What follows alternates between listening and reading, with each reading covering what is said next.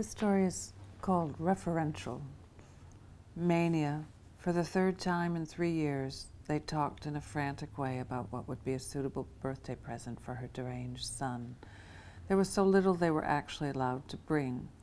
Almost everything could be transformed into a weapon, and so most items had to be left at the front desk, and then, if requested, brought in later by a big blonde aide, who would look the objects over beforehand for their wounding possibilities. Pete had bought a basket of jams, but they were in glass jars and so not allowed. I forgot about that, he said. They were arranged in color, from the brightest marmalade to cloudberry to fig, as if they contained the urine tests of an increasingly ill person.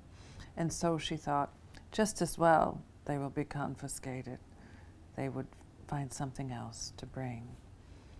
By the time her son was 12 and had begun his dazed and spellbound muttering, no longer brushing his teeth, Pete had been in their lives for 4 years, and now it was 4 years after that. The love they had for Pete was long and winding, not without hidden turns, but without any real halts. They thought of him as a kind of stepfather.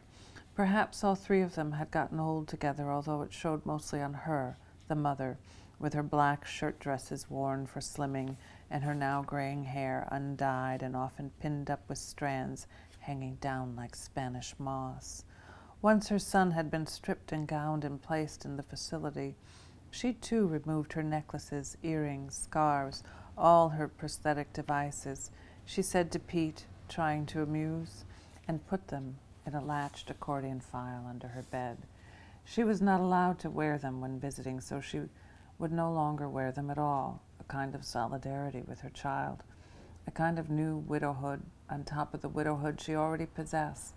Unlike other women her age, who tried too hard with lurid lingerie and flashing jewelry, she now felt that sort of effort was ludicrous, and she went out into the world like an Amish woman, or perhaps even worse, as when the unforgiving light of spring hit her face, an Amish man.